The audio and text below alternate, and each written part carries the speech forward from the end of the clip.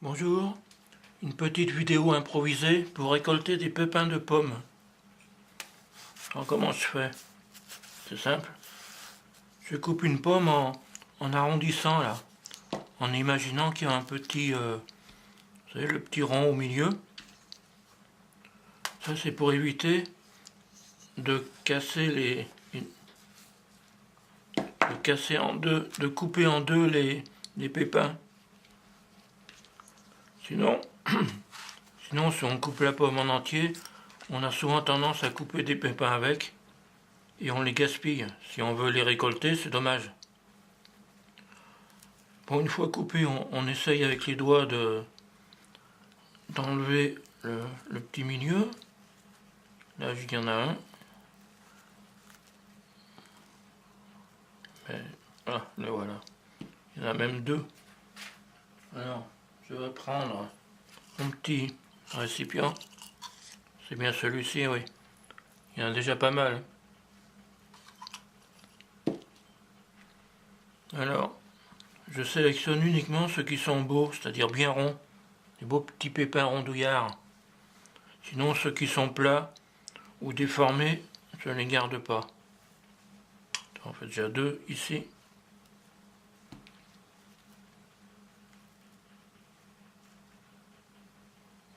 Un troisième. Il est bien rond celui-là? Ouais, il est bon.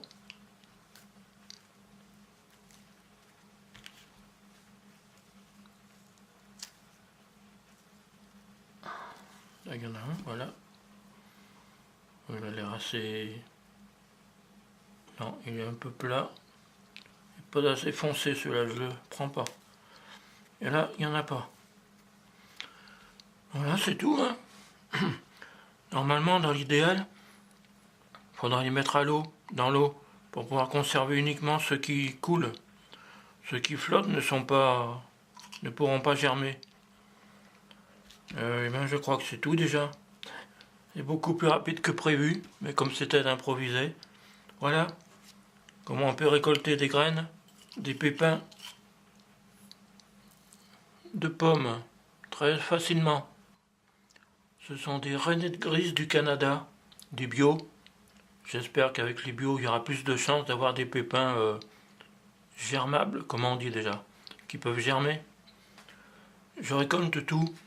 Maintenant, depuis quelques mois, je récolte tout. Tous les pépins, les fruits, les pépins, les noyaux, les semences, les graines, tout. Tiens, je vais vous montrer un exemple. Ça, c'est des pyracantha, des jaunes. Je récoltais les fruits entiers.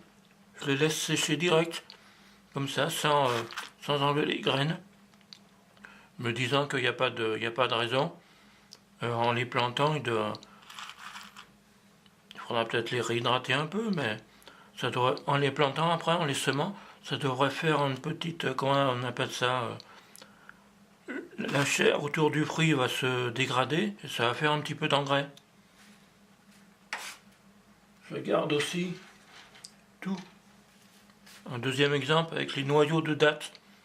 Si je les plante, ça ne produira sans doute pas de dattes, mais l'arbre en lui-même est intéressant parce que il peut fournir des fibres, des feuilles pour faire des tressages et beaucoup de choses. Un troisième et dernier exemple au hasard, du raisin. J'ai capturé une grappe de raisin, enfin j'ai glané une grappe de raisin un jour, cet automne, l'automne dernier plutôt. Et voilà, j'ai laissé sécher les grains, ça donne ça. Avec une moyenne de 2 ou 3 pépins par grain. Ça fait un sacré nombre de vignes. Voilà. Un autre exemple aussi. Je ne sais plus où ils sont. Ah, ils sont là. Un autre exemple avec le poivron du commerce, toujours bio. C'est des rouges, hein, parce que les poivrons verts, par définition, puisqu'ils sont verts, ils ne sont pas mûrs. Et leurs graines ne flottent pas, ne coulent pas au fond. Ceux-là, les rouges, je les ai testés, ils coulent tous ceux que j'ai récoltés. Je conserve tous les... Oui, mais je viens de vous le dire. Ça permet après de les planter. On ne sait pas si ça poussera, mais ça vaut toujours le coup de les semer chez soi pour voir et de les récolter. C'est ce que je fais. Le Pyracantha, ça me servira de haie défensive quand j'aurai ma bade, ce qui ne va plus tarder d'ailleurs. Dans 2 mois, ça devrait venir. Et tout le reste, ben, ça fera des légumes gratuitement, si ça pousse.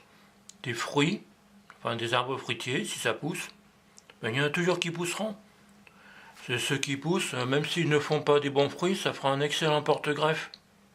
C'est parce que, voilà, on pourra greffer après des arbres avec des fruits qui nous conviennent, qu'on aime. Et puis voilà, c'est à peu près tout. Un autre exemple? Bon, allez. Au hasard, juste pour le plaisir, pour vous montrer qu'il n'y a pas que la nourriture dans la vie. Ça, c'est du fusain. Pareil, j'ai récolté directement les petites grappes de fruits. Je les laisse sécher telles quelles. Le fusain, c'est excellent pour faire des dessins. Vous allez me dire, en situation de survie, on n'a pas forcément besoin de dessiner. Mais comme moi, je fais une chaîne principalement sur l'autonomie, l'autarcie, un jour ou l'autre, à long terme, au bout de plusieurs années, on peut très bien avoir envie de pratiquer des arts. Donc la peinture, le dessin et d'autres choses. Voilà, l'écriture, le théâtre, plein de choses. Voilà, c'est ça la vie. Allez, à bientôt, à la prochaine fois si on a encore le temps. Sauf qui peut, planquez-vous tous et bonne chance.